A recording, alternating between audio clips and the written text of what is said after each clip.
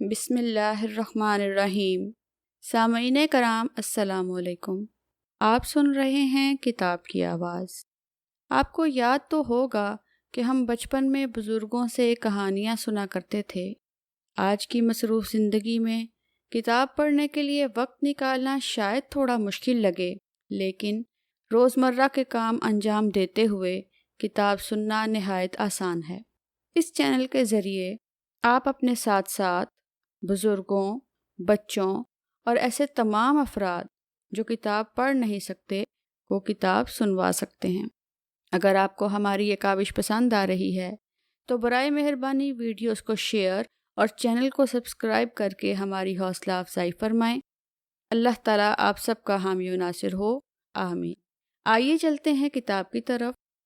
اس کتاب کا نام ہے معاملات رسول صلی اللہ علیہ وآلہ وسلم اور اسے مرتب کیا ہے قیوم نظامی نے۔ باب نمبر 8، پہلی ہجرت، تبلیغ، اعزاء رسانی۔ مکہ میں قریش کے مظالم حد سے بڑھ گئے تو نبوت کے 5ویں سال رسول اللہ صلی اللہ علیہ وآلہ وسلم نے صحابہ کرام رضی اللہ تعالیٰ عنہما کو حبشہ کی جانب ہجرت کرنے کا مشورہ دیا۔ حبشہ کا حکمران نجاشی نیک دل اور انصاف پسند تھا۔ 11 مسلمان مرد اور عورتیں، جن میں حضرت عثمان رضی اللہ تعالیٰ عنہ اور نبی کریم صلی اللہ علیہ وآلہ وسلم کی دختر رقیہ رضی اللہ تعالیٰ عنہا بھی شامل تھے، خاموشی سے ہجرت کر گئے اور بخیریت حبشہ پہنچ گئے۔ جب پہلے گروپ نے حبشہ میں امن و سکون کی اطلاع بھجوائی تو مکہ سے مزید 83 مسلمان حبشہ ہجرت کر گئے۔ ان میں 11 قریشی عورتیں بھی شامل تھیں۔ مہاجرین کے اس گروپ کی سربراہی جعفر رضی اللہ تعالیٰ عنہ بن ابی طالب، جو حضرت علی رضی اللہ تعالیٰ عنہ کے بھائی تھے، نے کی۔ آپ صلی اللہ علیہ وآلہ وسلم نے نجاشی کے نام تعارفی خط بھی دیا، جس میں تحریر کیا: میں نے اپنے چچازاد جعفر رضی اللہ تعالیٰ عنہ کو آپ کے پاس چند مسلمانوں کے ہمراہ بھیجا ہے۔ اگر وہ آپ کے پاس آئیں تو ان کی مہمان نوازی کریں اور ان پر ظلم نہ کریں۔ قریش کو ہجرت حبشہ کے بارے میں علم ہوا تو انہوں نے سفارتکاری کے ماہر عبداللہ بن ربیہ اور عمرو بن العاص کو تحائف کے ساتھ حبشہ کے بادشاہ کے پاس بھیجا تاکہ مہاجر مسلمانوں کو واپس لایا جائے اور اسلام کی اشاعت اور فروغ کو روکا جا سکے۔ قریش کے سفارتی وفد نے حبشہ پہنچ کر بادشاہ کے درباریوں کو تحفے دے کر اپنا ہمنوا بنا لیا۔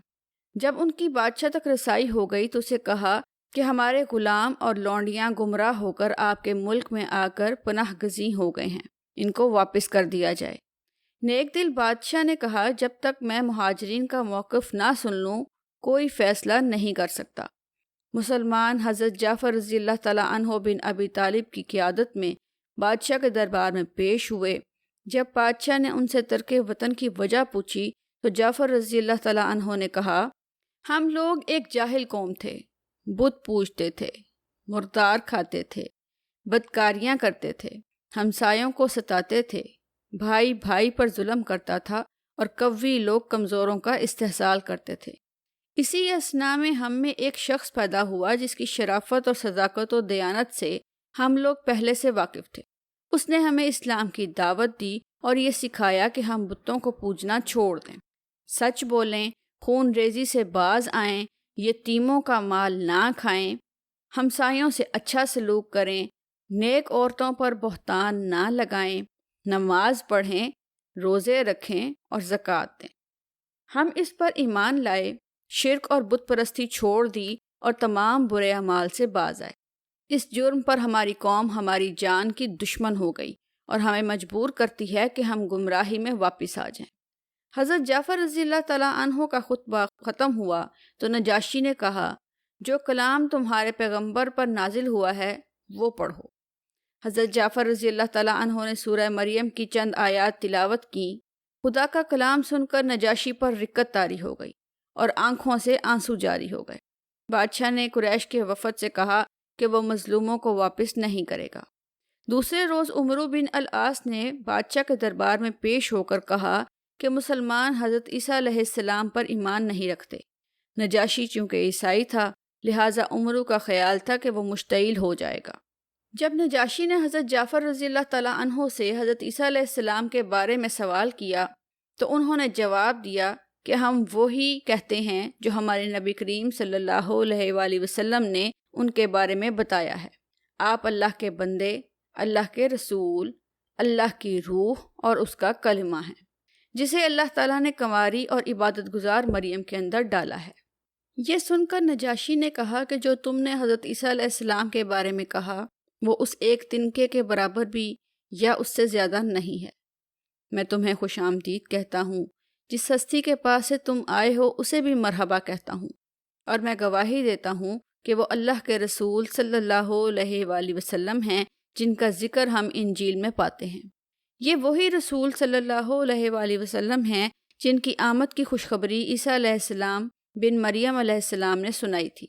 میرے ملک میں جہاں چاہو قیام کرو، خدا کی قسم اگر مجھے حکومت کی مجبوریاں نہ ہوتی تو میں حضور اکرم صلی اللہ علیہ وآلہ وسلم کی خدمت میں حاضر ہوتا اور وضو کرانے کی سعادت حاصل کرتا۔ ایک روایت کے مطابق نجاشی نے اسلام قبول کر لیا تھا، اور جب نجاشی نے وفات پائی تو حضور اکرم صلی اللہ علیہ وآلہ وسلم نے اس کی غائبانہ نماز جنازہ پڑھی اور مغفرت کی دعا فرمائی۔ رسول اکرم صلی اللہ علیہ وآلہ وسلم کی اجازت سے حضرت ابوبکر صدیق رضی اللہ تعالیٰ عنہ بھی حبشہ کی جانب ہجرت کے سفر پر روانہ ہوئے۔ راستے میں ان کی ملاقات کارا قبیلے کے سردار ابن الدغنا سے ہو گئی، جو حضرت ابوبکر صدیق رضی اللہ تعالیٰ عنہ کا رشتہ دار اور قریش کا فوجی حلیف تھا۔ اسے دکھ ہوا کہ حضرت ابوبکر صدیق رضی اللہ تعالیٰ عنہ جیسا شخص بھی ہجرت پر مجبور ہو گیا۔ اس نے حضرت ابوبکر صدیق رضی اللہ تعالیٰ عنہ کو مکہ واپس لا کر اپنی پناہ میں لینے کا اعلان کر دیا۔ حضرت ابوبکر صدیق رضی اللہ تعالیٰ عنہ نے اپنے گھر کے صحن میں مسجد بنا لی۔ جب وہ دقت کے ساتھ قرآن پاک کی تلاوت کرتے تو قریش کے مرد اور عورتیں ان کی تلاوت سننے کے لیے جمع ہو جاتے۔ قریش نے ابن الدغنا سے شکایت کی جب اس نے حضرت ابوبکر صدیق رضی اللہ تعالیٰ عنہ کو تلاوت سے روکنا چاہا تو انہوں نے دو ٹوک کہہ دیا کہ مجھے تمہاری حفاظت کی ضرورت نہیں، اور میرے لیے اللہ کی حفاظت ہی کافی ہے۔ حضرت ابوبکر صدیق رضی اللہ تعالیٰ عنہ اس نتیجے پر پہنچ گئے تھے کہ خدا پر ایمان لانا ہی کافی نہیں، بلکہ اس پر مکمل اعتماد اور یقین بھی لازم ہے۔ سودے بازی۔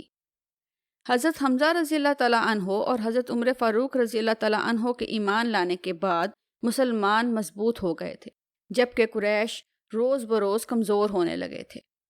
قریش کے سفیر عمرو بن العاص حبشہ سے ناکام لوٹنے کے بعد الگ تھلگ رہنے لگے تھے۔ جب ان کے رفقا نے تنہائی اور گوشہ نشینی کا سبب پوچھا تو عمرو نے کہا کہ حبشہ کا بادشاہ کہتا ہے کہ حضرت محمد صلی اللہ علیہ وآلہ وسلم نبی ہیں۔ قریش چونکہ تاجر تھے لہٰذا ان کا خیال تھا کہ رسول اکرم صلی اللہ علیہ وآلہ وسلم سے سودے بازی کرنی چاہیے۔ قریش کا ایک وفد آپ صلی اللہ علیہ وآلہ وسلم کی خدمت میں حاضر ہوا اور کہا کہ وہ ایک ایسی تجویز لائے جس میں فریقین کی بھلائی ہے۔ حضور اکرم صلی اللہ علیہ وآلہ وسلم نے تجویز پوچھی تو قریش کے وفد نے بتایا، ہم آپ صلی اللہ علیہ وآلہ وسلم کے معبود کی عبادت کرتے ہیں، آپ صلی اللہ علیہ وآلہ وسلم ہمارے معبودوں کی عبادت کریں۔ ہم آپ صلی اللہ علیہ وآلہ وسلم کو اپنے سارے معاملات میں شریک کر لیتے ہیں۔ جو چیز آپ صلی اللہ علیہ وآلہ وسلم لے کر آئے ہیں اگر وہ اس سے بہتر ہوئی جو ہمارے پاس ہے تو ہم آپ صلی اللہ علیہ وآلہ وسلم کے ساتھ شریک ہوں گے اور اس میں اپنا حصہ پائیں گے، لیکن اگر وہ چیز جو ہمارے پاس ہے اس سے بہتر ہوئی جو آپ صلی اللہ علیہ وآلہ وسلم لے کر آئے ہیں تو آپ صلی اللہ علیہ وآلہ وسلم ہمارے ساتھ اس میں شریک ہوں گے اور اس میں اپنا حصہ پا لیں گے۔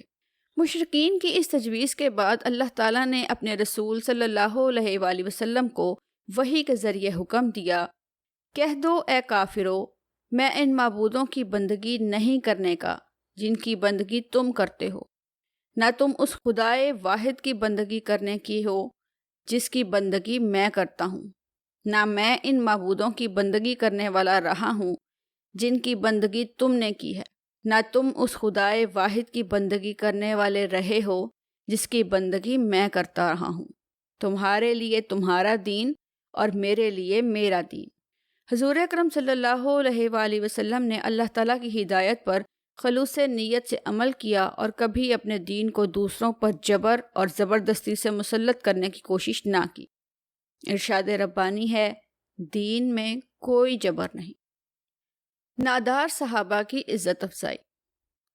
اسلام قبول کرنے والے زیادہ تر غلام، لونڈیاں اور مکہ کے نادار افراد تھے۔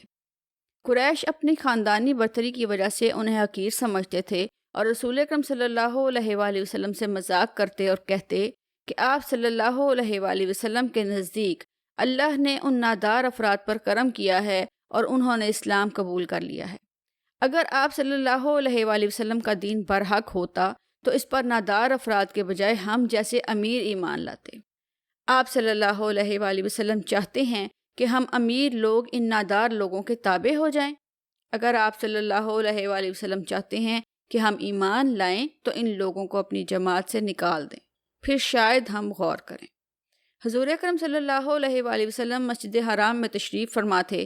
آپ صلی اللہ علیہ وآلہ وسلم کے پاس حضرت حباب رضی اللہ تعالیٰ عنہ، حضرت صہیب رضی اللہ تعالیٰ عنہ، حضرت بلال رضی اللہ تعالیٰ عنہ اور حضرت عمار بن یاسر رضی اللہ تعالیٰ عنہ بیٹھے تھے۔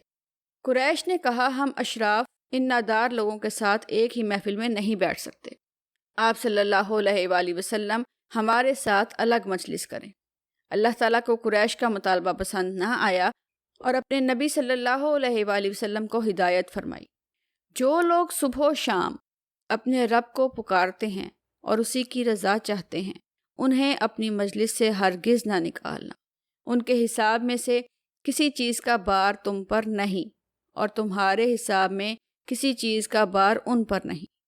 اس کے باوجود اگر تم انہیں اپنے میں سے دور پھینکو گے تو ظالموں میں شمار ہوگے۔ پھر فرمایا، اے لوگو جو ایمان لائے ہو، نہ مرد دوسرے مردوں کا مذاق اڑائیں، ہو سکتا ہے کہ وہ ان سے بہتر ہوں، اور نہ عورتیں دوسری عورتوں کا مذاق اڑائیں، ہو سکتا ہے وہ ان سے بہتر ہوں۔ آپس میں ایک دوسرے پر تان نہ کرو اور نہ ایک دوسرے کو برے القاب سے یاد کرو۔ ایمان لانے کے بعد فسق میں نام پیدا کرنا بہت بری بات ہے۔ جو لوگ اس روش سے باز نہ آئیں وہی ظالم ہیں۔ سماجی بائیکاٹ۔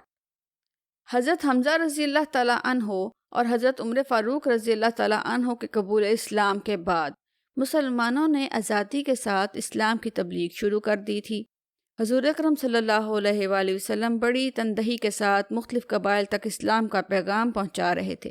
آپ صلی اللہ علیہ وآلہ وسلم زائرین اور حاجیوں کے ڈیروں پر جا کر تبلیغ کا فرض ادا فرماتے۔ قریش مسلمانوں کی ہجرت حبشہ کی وجہ سے بہت پریشان تھے۔ جناب ابو طالب رضی اللہ تعالیٰ عنہ نے قریش کے ہر قسم کے دباؤ میں آنے سے انکار کر دیا تھا۔ قریش نے اسلام کی اشاعت روکنے کے لیے مسلمانوں کے مکمل سماجی بائیکاٹ کرنے اور انہیں مکہ سے باہر نکالنے کا فیصلہ کیا۔ ایک تحریری معاہدہ یعنی صحیفہ تیار کیا گیا جس کے مطابق طے پایا، نمبر 1، مکہ کے کسی فرد کو یہ اجازت نہیں کہ کسی مسلمان سے گفتگو کرے۔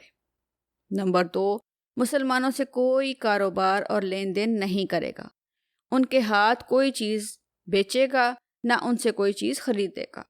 نمبر 3، مکہ کا کوئی شخص مجاز نہیں کہ وہ کسی مسلمان سے شادی کرے یا اسے اپنی لڑکی کا رشتہ دے۔ نمبر 4، مسلمانوں کے ساتھ میل جول نہیں رکھا جائے گا۔ نمبر 5، جو کوئی کسی مسلمان کا مقروض ہے وہ قرض ادا نہیں کرے گا۔ یہ معاہدہ سربا مہر کر کے خانہ کعبہ میں لٹکا دیا گیا تاکہ سند رہے۔ حضرت ابو طالب رضی اللہ تعالیٰ عنہ کو جب قریش کی اس سازش کا علم ہوا تو انہوں نے قبیلہ بنو ہاشم کو جمع کر کے یہ عہد لیا کہ وہ اپنی جانیں قربان کر دیں گے مگر حضرت محمد صلی اللہ علیہ وآلہ وسلم پر آنچ نہیں آنے دیں گے۔ بنو مطلب نے بھی بنو ہاشم کی تائید کی۔ بنو ہاشم اور بنو مطلب مکہ کے قریب اس گھاٹی میں منتقل ہو گئے جسے شیب ابی طالب کہا جاتا تھا۔ یہ گھاٹی جناب ابی طالب رضی اللہ تعالیٰ عنہ کو ورثے میں ملی تھی۔ یہ ایک گھر تھا جو غریب الوطن اور پناہ گزینوں کے لیے بنایا گیا تھا اور بنی ہاشم کے خاندان کے لیے ناکافی تھا۔ ابو لہب نے اپنے قبیلے کے فیصلے کو تسلیم نہ کیا اور مکہ سے منتقل نہ ہوا۔ یہ محاصرہ اس قدر سخت تھا کہ کسی دکاندار کو یہ اجازت نہ تھی کہ وہ کسی مسلمان کو کوئی چیز فروخت کرے۔ البتہ مسلمان حرم کے 4 مہینوں کے دوران خرید و فروخت کر سکتے تھے۔ جب بھی کوئی تجارتی کارواں مکہ آتا تو ابو لہب تاجروں کو اکساتا کہ وہ مسلمانوں کو اشیاء کی قیمت 5-10 گنا زیادہ بتائیں تاکہ وہ خرید نہ سکیں، اور ان کو خسارہ پورا کرنے کا یقین دلاتا۔ مسلمانوں میں مہنگی اشیاء خریدنے کی سکت نہ ہوتی تو وہ خالی ہاتھ واپس جاتے اور اپنے روتے ہوئے بچوں کو بہلانے کے لیے ان کے پاس کوئی چیز نہ ہوتی۔ ایک دفعہ حکیم بن حزام شیب ابی طالب کی طرف جا رہے تھے۔ ان کے ساتھ ان کا ایک غلام تھا جس نے گندم کی بوری اٹھائی ہوئی تھی۔ وہ یہ گندم اپنی پھوپھی حضرت ختیجۃ الکبریٰ رضی اللہ تعالیٰ عنہ کے لیے لے کر جا رہے تھے کہ راستے میں ابو جہل مل گیا۔ اس نے حکیم بن حزام کو روکا اور اس کی توہین کرنے لگا۔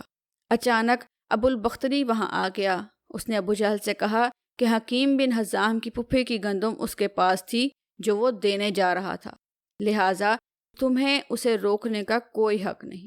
بحث میں تلخی اس قدر بڑھ گئی کہ ابو البختری نے اونٹ کے جبڑے کی ہڈی ابو جہل کے سر پر ماری اور اس کے سر سے خون بہنے لگا۔ شیب کے اندر گھریلو سامان اور برتن بھی موجود نہ تھے۔ حضرت ختیجہ رضی اللہ تعالیٰ عنہا کے پاس ایک ہنڈیا اور ایک کوزہ تھا۔ ایک دن کوزہ ٹوٹ گیا، نیا نہیں لایا جا سکتا تھا۔ چند دن صبر کیا حتیٰ کہ ایک برتن جوڑنے والا گزرا۔ حضرت ختیجہ رضی اللہ تعالیٰ عنہا نے ٹوٹا ہوا کوزہ اسے جوڑنے کے لیے دیا۔ حضرت ختیجہ رضی اللہ تعالیٰ عنہا بھوک اور افلاس کی وجہ سے بیمار ہو گئیں۔ ان کے پاس علاج کے لیے پیسے بھی نہیں تھے۔ بچے جب بھوک سے روتے تو ان کے رونے کی آوازیں مکہ تک پہنچتی تھی، مگر اہل قریش تو سنگ دل کافر تھے۔ محصورین درختوں کے پتے کھا کر گزارا کرتے۔ حضور اکرم صلی اللہ علیہ وآلہ وسلم کے داماد بی بی زینب رضی اللہ تعالیٰ عنہ کے خاوند ابو العاص بن ربیع بھی خفیہ طور پر مسلمانوں کو کھانے پینے کی اشیاء پہنچاتے رہے۔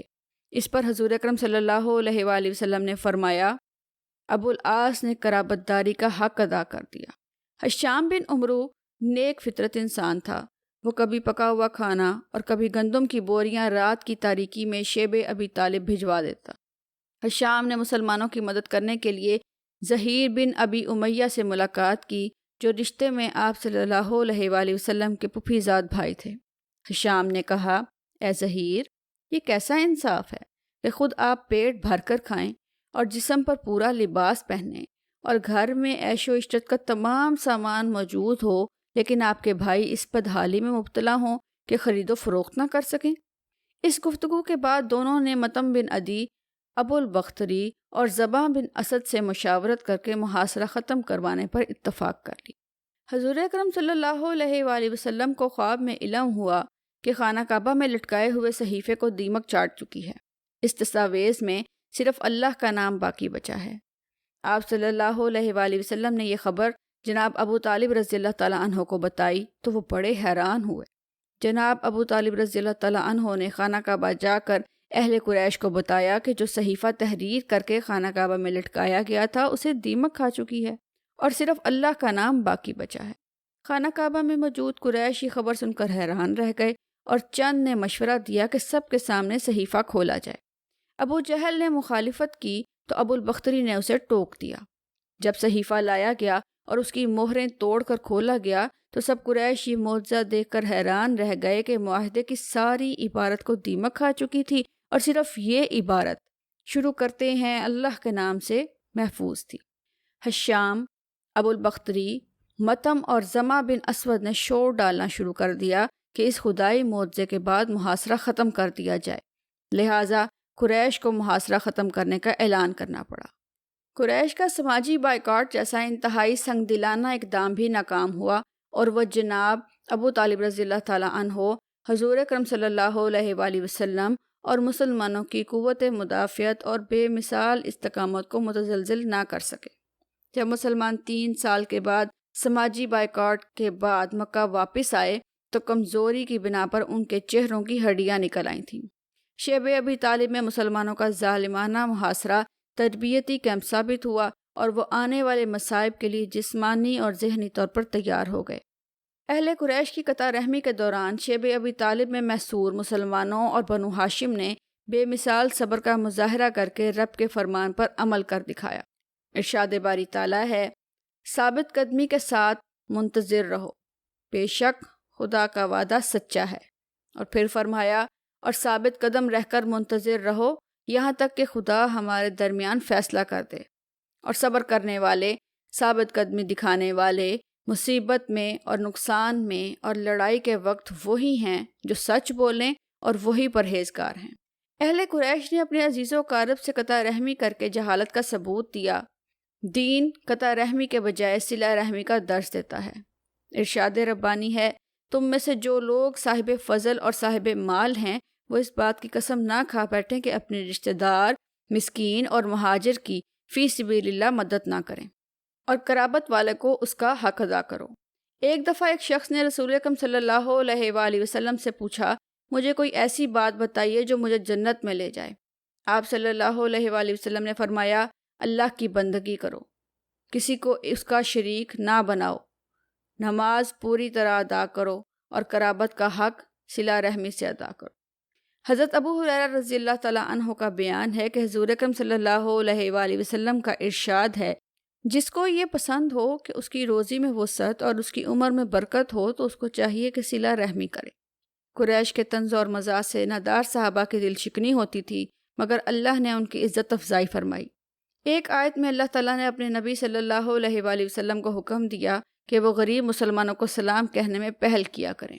قریش مکہ کا سردار ابو سفیان کہیں جا رہا تھا، جب وہ حضرت بلال رضی اللہ تعالیٰ عنہ، حضرت صہیب رضی اللہ تعالیٰ عنہ اور حضرت سلمان فارسی رضی اللہ تعالیٰ عنہ کے پاس سے گزرا تو ان میں سے کسی نے کہا، واللہ اس دشمن خدا کے سر پر ابھی تک اللہ کی تلوار نہیں چلی۔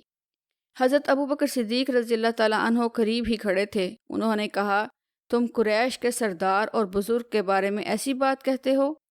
حضرت ابوبکر صدیق رضی اللہ تعالیٰ عنہ نے رسول اکرم صلی اللہ علیہ وآلہ وسلم کو یہ واقعہ سنایا تو آپ صلی اللہ علیہ وآلہ وسلم نے فرمایا، اے ابوبکر صدیق رضی اللہ تعالیٰ عنہ، تو نے نادار صحابہ کو ناراض کر دیا۔ اگر تم نے انہیں ناراض کیا تو اپنے رب کو ناراض کیا۔ حضرت ابوبکر صدیق رضی اللہ تعالیٰ عنہ واپس صحابہ کے پاس گئے اور پوچھا، میرے بھائیو، آپ مجھ سے ناراض تو نہیں ہیں؟ انہوں نے جواب دیا، اے برادر، اللہ آپ کو معاف فرما دے، ہم آپ سے ناراض نہیں۔ ایک روز ابو جہل حضور اکرم صلی اللہ علیہ وآلہ وسلم سے ملا اور کہنے لگا، اے محمد صلی اللہ علیہ وآلہ وسلم، خدا کی قسم یا تو ہمارے بتوں کو برا کہنا چھوڑ دو وگرنہ ہم تمہارے خدا کو برا کہیں گے۔ چنانچہ یہ آیت نازل ہوئی، اے ایمان والو، یہ لوگ یعنی کفار اللہ کے سوا جن کی پرستش کرتے ہیں انہیں گالیاں نہ دو، کہیں ایسا نہ ہو کہ یہ شرک سے آگے بڑھ کر جہالت کی بنا پر اللہ کو گالیاں دینے لگیں۔ اس آیت کے نازل ہونے کے بعد آپ صلی اللہ علیہ وآلہ وسلم نے بتوں کے عیب بتانے بند کر دیے اور صرف دعوت حق کی تبلیغ کرنے لگے۔ غموں کا سال۔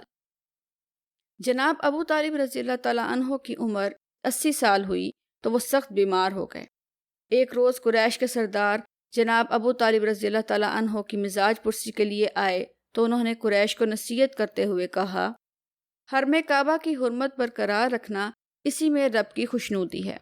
صلہ رحمی کرنا، ایک دوسرے سے زیادتی نہ کرنا، کسی کا حق نہ مارنا، دعوت دینے والے کی دعوت قبول کرنا، سائل کی مدد کرنا، سچائی پر قائم رہنا، امانت ادا کرنا، محمد صلی اللہ علیہ وآلہ وسلم کے ساتھ بھلائی سے پیش آنا کیونکہ وہ قریش میں امین اور تمام عرب میں سب سے سچا ہے۔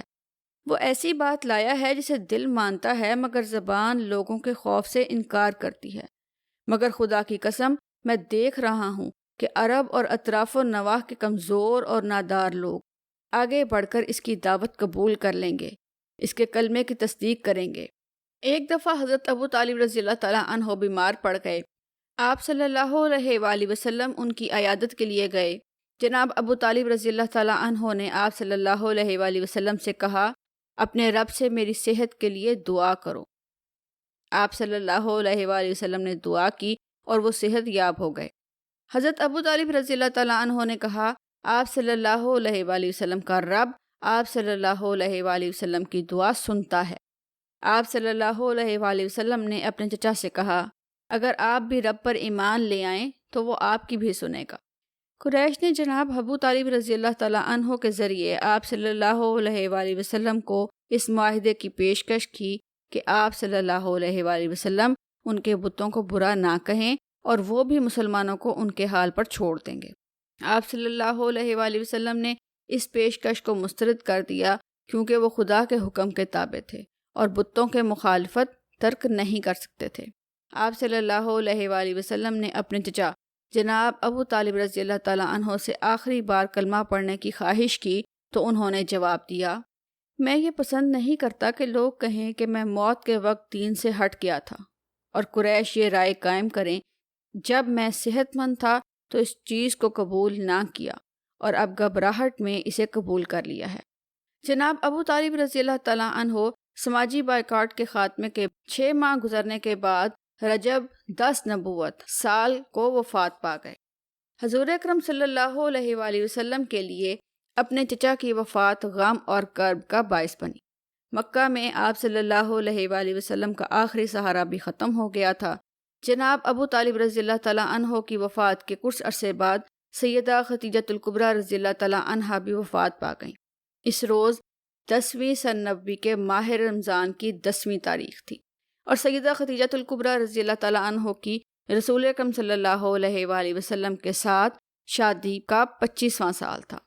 مالی حالت اس قدر کمزور ہو چکی تھی کہ کفن کے لیے رقم نہ تھی، لہٰذا اوڑھنی میں ہی ام المومنین کو دفن کیا گیا۔ آپ صلی اللہ علیہ وآلہ وسلم 2 دن غمزدہ رہے اور بعد میں جب بھی ان کی یاد آتی تو آنکھیں پرنم ہو جاتی۔ وہ پہلی ہستی تھیں جنہوں نے رسول اکرم صلی اللہ علیہ وآلہ وسلم کی قدر اور عظمت کو پہچانا اور اپنا تن من دھن آپ صلی اللہ علیہ وآلہ وسلم کی خدمت کے لیے وقف کر دیا۔ مصائب اور مشکلات کا خندہ پیشانی سے مقابلہ کیا اور آپ صلی اللہ علیہ وآلہ وسلم کی ہمت افزائی کی۔ سیدہ خدیجۃ الکبریٰ رضی اللہ تعالیٰ عنہا گھر کی مثالی منتظم اور آپ صلی اللہ علیہ وآلہ وسلم کی مشیر تھی۔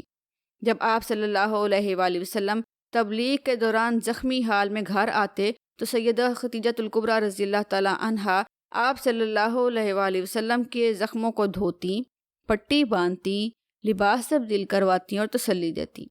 حضرت ابو طالب رضی اللہ تعالیٰ عنہ کی وفات کے بعد ابو لہب کو بنو ہاشم کا سردار منتخب کیا گیا، جو اسلام اور حضرت محمد صلی اللہ علیہ وآلہ وسلم کا سخت دشمن تھا۔ ابو لہب نے آپ صلی اللہ علیہ وآلہ وسلم کا ساتھ چھوڑ دیا اور آپ صلی اللہ علیہ وآلہ وسلم اپنے قبیلے کی پناہ میں نہ رہے۔ قریش کی ایذا رسانیوں میں اضافہ ہونے لگا۔ ایک بار ایک بدبخت نے آپ صلی اللہ علیہ وآلہ وسلم کے سر اور چہرہ مبارک پر خاک ڈال دی۔ آپ صلی اللہ علیہ وآلہ وسلم اسی حالت میں گھر گئے۔ آپ صلی اللہ علیہ وآلہ وسلم کی صاحبزادی حضرت فاطمہ الزہرا رضی اللہ تعالیٰ عنہا پانی سے آپ صلی اللہ علیہ وآلہ وسلم کا سر دھوتی اور روتی جاتی۔ آپ صلی اللہ علیہ وآلہ وسلم نے فرمایا، جانے پدر مت رو، خدا تیرے باپ کو بچا لے گا۔ حضرت ابوبکر صدیق رضی اللہ تعالیٰ عنہ نے اسلام کی خاطر نہ صرف مالی قربانی دی بلکہ جسمانی اذیت بھی برداشت کی۔ ایک روز ایک سنگ دل نے حضرت ابوبکر صدیق رضی اللہ تعالیٰ عنہ کو بری طرح زود و کوب کیا اور شدید زخمی کر دیا۔ ان کے قبیلے کے لوگ انہیں بے ہوشی کی حالت میں چادر میں لپیٹ کر گھر لے آئے۔ جب وہ ہوش میں آئے تو حضور اکرم صلی اللہ علیہ وآلہ وسلم کے بارے میں پوچھنے لگے۔ جب ان کو کھانا دیا گیا تو انہوں نے یہ کہہ کر کھانا کھانے سے انکار کر دیا کہ جب تک حضور اکرم صلی اللہ علیہ وآلہ وسلم کی زیارت نہ کر لوں نہ کھاؤں گا اور نہ پیوں گا۔ ام جمیل حضرت ابوبکر صدیق رضی اللہ تعالیٰ عنہ کو سہارا دے کر ابن ارقم کے گھر لائیں اور آپ صلی اللہ علیہ وآلہ وسلم سے ملاقات کروائی۔ حضرت ختیجہ رضی اللہ تعالیٰ عنہا کی رحلت کے بعد گھر کی دیکھ بھال کرنے والا کوئی نہ تھا۔ آپ صلی اللہ علیہ وآلہ وسلم نے حضرت ابوبکر صدیق رضی اللہ تعالیٰ عنہ کی صاحبزادی حضرت عائشہ صدیقہ رضی اللہ تعالیٰ عنہا سے نکاح کر لیا۔ حضرت عائشہ صدیقہ رضی اللہ تعالیٰ عنہ کی منگنی مطعم بن عدی کے بیٹے سے ہو چکی تھی۔ آپ صلی اللہ علیہ وآلہ وسلم کا پیغام ملنے پر حضرت ابوبکر صدیق رضی اللہ تعالیٰ عنہ مطعم بن عدی کے گھر گئے اور اپنی بیٹی کے رشتے کے بارے میں دریافت کیا۔ مطعم نے انکار کر دیا۔ اس روایت سے اندازہ ہوتا ہے کہ حضرت عائشہ صدیقہ رضی اللہ تعالیٰ عنہا کی عمر شادی کے قابل تھی۔ حضرت عائشہ صدیقہ رضی اللہ تعالیٰ عنہا سے نکاح 13 نبوی قبل از ہجرت مارچ 622 عیسوی میں ہوا۔ 500 درہم حق میں ادا کیا گیا۔ آپ صلی اللہ علیہ وآلہ وسلم کے حضرت عائشہ صدیقہ رضی اللہ تعالیٰ عنہا سے نکاح کے بعد رخصتی نہ ہوئی اور ہجرت کے 2 سال بعد اپریل 624 عیسوی میں اس فرض کی ادائیگی کی گئی۔ قبل ازیں حضور اکرم صلی اللہ علیہ وآلہ وسلم نے سکران رضی اللہ تعالیٰ عنہ کی بیٹی حضرت سودا رضی اللہ تعالیٰ عنہ سے شادی کر لی تھی۔ یہ نکاح شوال 10 نبوت میں ہوا۔ اس شادی کے بعد آپ صلی اللہ علیہ وآلہ وسلم گھریلو امور کے بارے میں بے فکر ہو کر یکسوئی کے ساتھ دعوت توحید میں مصروف ہو گئے۔ تبلیغی سفر طائف۔ حضور اکرم صلی اللہ علیہ وآلہ وسلم مکہ کے علاوہ کسی ایسے مرکز کی تلاش میں تھے جہاں سے اسلام کی تبلیغ کا کام کسی رکاوٹ کے بغیر جاری رکھا جا سکے۔ آپ صلی اللہ علیہ وآلہ وسلم کی خواہش تھی کہ عرب کا کوئی طاقتور سردار اسلام قبول کر لے اور مسلمانوں کو تحفظ فراہم کر سکے۔ مکہ کے علاوہ طائف جزیرۃ العرب کا اہم شہر تھا، جس میں ایک طاقتور قبیلے بنی ثقیف کی حکمرانی تھی۔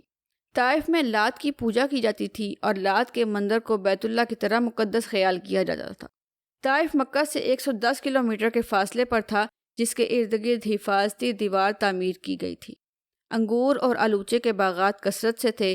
طائف کے لوگ مالدار تھے۔ آپ صلی اللہ علیہ وآلہ وسلم زید بن حارثہ رضی اللہ تعالیٰ عنہ کے ہمراہ پیدل ہی جون جولائی کی سخت گرمی میں 27 شوال 10 نبوی کو تبلیغی سفر پر روانہ ہوئے۔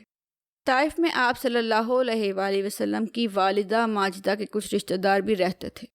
جزیرۃ العرب کے قبائل کو یہ اطلاع مل چکی تھی کہ آپ صلی اللہ علیہ وآلہ وسلم کے قبیلہ بنو ہاشم نے بھی آپ صلی اللہ علیہ وآلہ وسلم کی حمایت ترک کر دی ہے۔ لہٰذا سفر کے دوران کسی بھی قبیلے نے آپ صلی اللہ علیہ وآلہ وسلم کی دعوت قبول نہ کی۔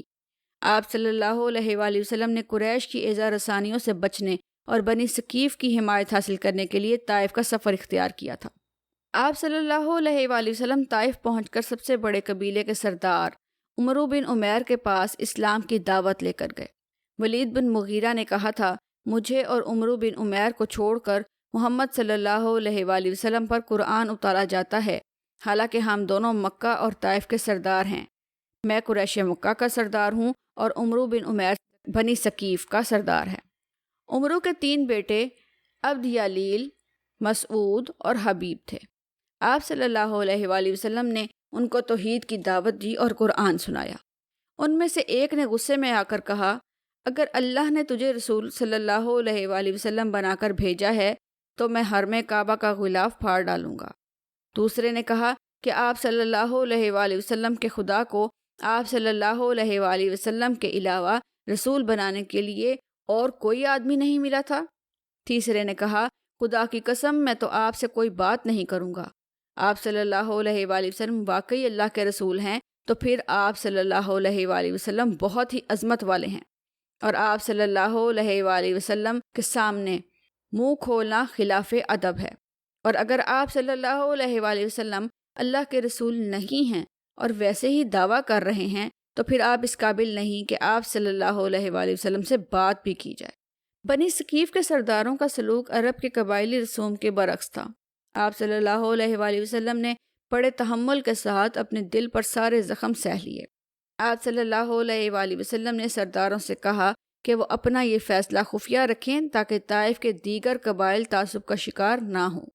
بنی ثقیف کے سرداروں کو خوف تھا کہ طائف کے لوگ آپ صلی اللہ علیہ وآلہ وسلم کی دعوت سے متاثر ہو کر بت پرستی چھوڑ کر نئے دین کو قبول کر سکتے ہیں، لہٰذا انہوں نے آپ صلی اللہ علیہ وآلہ وسلم کو تبلیغ سے باز رکھنے کے لیے تمام حربے استعمال کیے۔ سرداروں نے شہر کے غنڈوں اور آوارہ لڑکوں کو اکسایا کہ وہ آپ صلی اللہ علیہ وآلہ وسلم کو ذہنی اور جسمانی اذیت کا نشانہ بنائیں۔ آپ صلی اللہ علیہ وآلہ وسلم جب کسی مجمع میں عوام سے تبلیغ کے لیے مخاطب ہوتے تو آپ صلی اللہ علیہ وآلہ وسلم کے خلاف توہین آمیز زبان استعمال کی جاتی اور آپ صلی اللہ علیہ وآلہ وسلم پر سنگ باری کی جاتی۔ ایک دن غنڈوں نے آپ صلی اللہ علیہ وآلہ وسلم کے ٹخنوں پر اس قدر پتھر مارے کہ آپ صلی اللہ علیہ وآلہ وسلم کے نالین مبارک خون سے بھر گئے۔ زید بن حارثہ رضی اللہ تعالیٰ عنہ کے بازوؤں اور سر پر زخم آئے۔ آپ صلی اللہ علیہ وآلہ وسلم طائف کے باہر انگوروں کے ایک باغ میں تشریف لے گئے اور انگور کی ایک شاخ کے نیچے بیٹھ گئے۔ آپ صلی اللہ علیہ وآلہ وسلم کا جسم مبارک زخموں سے چور تھا۔ آپ صلی اللہ علیہ وآلہ وسلم نے بوجھل دل کے ساتھ یہ دعا فرمائی، اے میرے رب، میں اپنی طاقت کی ناتوانی، اپنی قوت عمل کی کمی اور لوگوں کی نگاہوں میں اپنی بے بسی کا ذکر آپ کی بارگاہ میں کرتا ہوں۔ اے رحیم اور رحمان، آپ کمزوروں کے رب ہیں، آپ میرے بھی رب ہیں۔ آپ مجھے کس کے حوالے کرتے ہیں؟ ایسے لوگوں کے حوالے جو تش روئی سے پیش آتے ہیں؟ کیا کسی دشمن کو آپ نے میری قسمت کا مالک بنا دیا ہے؟ اگر آپ مجھ سے ناراض نہیں تو مجھے ان تکالیف کی کچھ پرواہ نہیں۔ پھر آپ کی طرف سے عافیت اور سلامتی میرے لیے زیادہ دلکشا ہے۔ میں پناہ مانگتا ہوں آپ کی ذات کے نور کے ساتھ کہ جس سے تاریکیاں روشن ہو جاتی ہیں اور دنیا و آخرت کے کام سنور جاتے ہیں۔ میں آپ کی رضا طلب کرتا رہوں گا یہاں تک کہ آپ راضی ہو جائیں۔ آپ کی ذات کے بغیر نہ میرے پاس کوئی طاقت ہے اور نہ کوئی قوت ہے۔ اللہ تعالیٰ نے اپنے محبوب کی دعا سن لی۔ فرشتے آپ صلی اللہ علیہ وآلہ وسلم کے پاس حاضر ہوئے اور کہا کہ اگر اجازت ہو تو طائف کی وادی پر پہاڑوں کو الٹ دیا جائے۔ آپ صلی اللہ علیہ وآلہ وسلم نے اجازت نہ دی۔ زید بن حارثہ رضی اللہ تعالیٰ عنہ نے خونی منظر دیکھ کر آپ صلی اللہ علیہ وآلہ وسلم سے کہا، خدا سے ان لوگوں کے بارے میں بد دعا کریں۔ آپ صلی اللہ علیہ وآلہ وسلم نے فرمایا، میں ان لوگوں کے لیے کیوں بد دعا کروں؟ اگر یہ لوگ خدا پر ایمان نہیں لائے تو انشاءاللہ ان کی نسلیں ضرور خدائے واحد پر ایمان لائیں گی۔ ایک بار حضرت عائشہ صدیقہ رضی اللہ تعالیٰ عنہا نے دریافت کیا، یا رسول اللہ صلی اللہ علیہ وآلہ وسلم، آپ پر احد کے دن سے بھی سخت دن کوئی گزرا ہے؟ فرمایا، میری قوم کی طرف سے اور جو تکلیفیں پہنچی سو پہنچی، مگر سب سے بڑھ کر سخت دن وہ تھا جب میں نے طائف میں عبد یالیل کے بیٹے کے سامنے دعوت رکھی اور اس نے اسے رد کر دیا۔ مجھے اس درجہ صدمہ ہوا کہ کرن الصالب کے مقام تک جا کر بڑی مشکل سے طبیعت سنبھلی۔ حضور اکرم صلی اللہ علیہ وآلہ وسلم نے وقتی طور پر جس باغ میں پناہ لے رکھی تھی اس کے مالک عتبہ اور شیبہ رحم دل انسان تھے۔ انہوں نے اپنے غلام عداس سے کہا کہ وہ پلیٹ میں انگور رکھ کر لے جائے اور جو شخص انگور کی بیل کے سائے میں بیٹھا ہے اسے پیش کیا جائے۔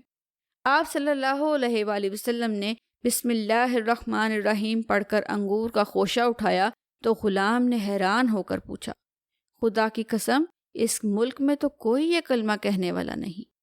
آپ صلی اللہ علیہ وآلہ وسلم نے غلام سے پوچھا، تم کہاں کے رہنے والے ہو اور کس دین کو مانتے ہو؟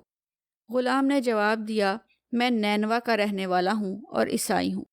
حضور اکرم صلی اللہ علیہ وآلہ وسلم نے فرمایا، تم مرد صالح یونس علیہ السلام بن متی کی بستی کے رہنے والے ہو۔ غلام کی حیرانی مزید بڑھ گئی۔ اس نے پوچھا، آپ صلی اللہ علیہ وآلہ وسلم یونس علیہ السلام بن متی کو کیسے جانتے ہیں؟ آپ صلی اللہ علیہ وآلہ وسلم نے فرمایا، میں اللہ کا نبی ہوں اور یونس علیہ السلام بھی اللہ کے نبی تھے۔ یہ بات سنتے ہی غلام نے آپ صلی اللہ علیہ وآلہ وسلم کے سر، ہاتھ اور پاؤں کو چوم لیا۔ عتبہ اور شیبہ یہ منظر دیکھ رہے تھے۔ انہوں نے اپنے غلام سے آپ صلی اللہ علیہ وآلہ وسلم کے دست مبارک چومنے کا سبب پوچھا تو عداس نے کہا کہ ان سے بہتر روئے زمین پر اور کوئی شخص نہیں۔ آپ صلی اللہ علیہ وآلہ وسلم نے مجھے جو خبر دی ہے وہ نبی کے سوا کسی اور کو معلوم نہیں۔ عتبہ اور شیبہ نے اپنے غلام کو ڈانٹ دیا اور کہا کہ تیرا دین اس کے دین سے بہتر ہے، اس پر قائم رہو۔ ایک روایت کے مطابق آپ صلی اللہ علیہ وآلہ وسلم نے طائف میں 10 روز قیام فرمایا، مکہ واپس لوٹے تو راستے میں تبلیغ کا کام کرتے رہے۔ ایک مقام پر آپ صلی اللہ علیہ وآلہ وسلم قرآن پاک کی تلاوت فرما رہے تھے کہ جنوں کا ایک گروہ ادھر سے گزرا۔ وہ قرآن کی تلاوت حیرانی اور دلچسپی کے ساتھ سننے لگے۔ اللہ تعالیٰ نے قرآن میں اس واقعے کا ذکر یوں کیا، اور آپ کہتے ہیں میری طرف یہ وحی کی گئی ہے کہ جنوں کی ایک جماعت نے قرآن سنا اور آپس میں کہا کہ ہم نے عجیب قرآن سنا ہے جو راہ راست کی طرف رہنمائی کرتا ہے۔ ہم اس پر ایمان لائے ہیں، ہم اپنے رب کے ساتھ ہرگز کسی کو شریک نہیں کریں گے۔ حضور اکرم صلی اللہ علیہ وآلہ وسلم مکہ کے قریب کوہ ہرا کے دامن میں ٹھہر گئے۔ آپ صلی اللہ علیہ وآلہ وسلم نے مختلف قبائل کو پناہ میں لینے کا پیغام بھیجا، سب نے انکار کر دیا۔ البتہ مطعم بن عدی نے آپ صلی اللہ علیہ وآلہ وسلم کے پیغام حمایت کو قبول کیا۔ عرب قبائل حمایت طلب کرنے والے کو حمایت دیتے تھے، چاہے حمایت طلب کرنے والا دشمن ہی کیوں نہ ہو۔ مطعم بن عدی نے اپنے بیٹوں اور قبیلے کے لوگوں کو ہتھیاروں سے مسلح کر کے بیت اللہ کے ارد گرد جمع کر لیا اور آپ صلی اللہ علیہ وآلہ وسلم کو مکہ تشریف لانے کا پیغام بھیجا۔ آپ صلی اللہ علیہ وآلہ وسلم زید بن حارثہ رضی اللہ تعالیٰ عنہ کے ہمراہ مکہ پہنچ گئے۔ مطعم بن عدی نے اعلان کیا کہ اس نے حضور اکرم صلی اللہ علیہ وآلہ وسلم کو پناہ دی ہے۔ مطعم کے مسلح آدمیوں نے آپ صلی اللہ علیہ وآلہ وسلم کو ان کے گھر پہنچایا۔ آپ صلی اللہ علیہ وآلہ وسلم نے مطعم کے اس سلوک کو کبھی فراموش نہیں کیا۔ جب بدر میں کفار مکہ قید ہو کر آپ صلی اللہ علیہ وآلہ وسلم کے حضور پیش ہوئے اور حضرت جبیر بن مطعم نے آپ صلی اللہ علیہ وآلہ وسلم سے چند قیدیوں کی رہائی کے لیے درخواست کی تو آپ صلی اللہ علیہ وآلہ وسلم نے فرمایا، اگر مطعم بن عدی زندہ ہوتا پھر مجھ سے ان لوگوں کے بارے میں سفارش کرتا تو میں اس کی خاطر ان سب کو چھوڑ دیتا۔ طائف کا تبلیغی سفر انتہائی دشوار، صبر آزما اور اذیت ناک تھا۔ آپ صلی اللہ علیہ وآلہ وسلم نے بڑی استقامت اور مستقل مزاجی کا مظاہرہ کیا اور اللہ کی راہ میں ہر قسم کے مصائب اور تکالیف کو برداشت کرنے کا سبق دیا۔ دو شخصیتوں کا ایمان لانا۔ حضرت طفیل رضی اللہ تعالیٰ عنہ بن عمرو دوسی کا تعلق یمن کے حکمران خاندان سے تھا۔ وہ قبیلہ دوس کے سردار تھے، شاعری اور دانشمندی کی وجہ سے عرب میں معروف تھے۔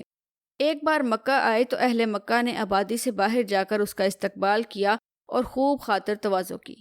طفیل دوسی نے اپنے ایمان لانے کا حال یوں بیان کیا ہے: مجھے اہل مکہ نے حضور اکرم صلی اللہ علیہ وآلہ وسلم کے بارے میں بتایا کہ یہ شخص جادوگر ہے۔